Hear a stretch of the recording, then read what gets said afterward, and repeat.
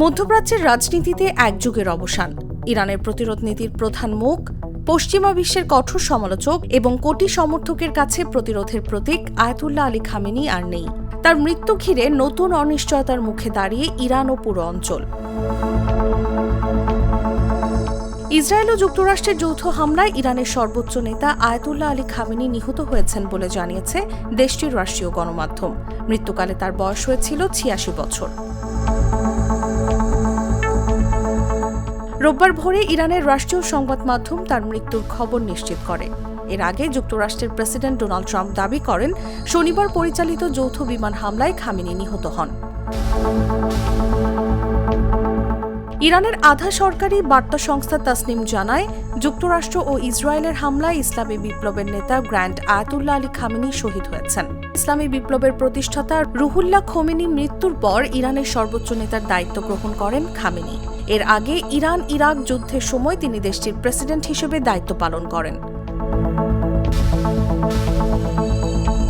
বিশ্লেষকদের মতে, যুদ্ধ ও আন্তর্জাতিক চাপের অভিজ্ঞতা তার রাজনৈতিক দর্শনকে প্রভাবিত করে।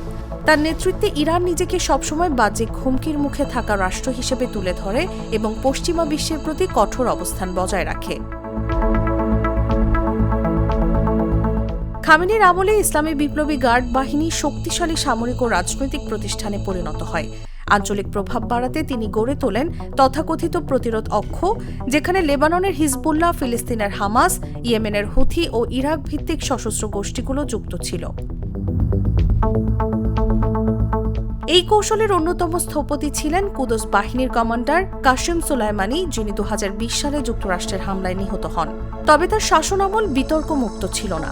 ২০০৯ সালের সবুজ আন্দোলন, ২০১৯ সালের জ্বালানি মূল্য বৃদ্ধি বিরোধী বিক্ষোভ এবং ২০২২ সালে মাহসা আমিনি মৃত্যুকে কেন্দ্র করে দেশজুড়ে আন্দোলনের কঠোর দমনপীড়নের অভিযোগ ওঠে।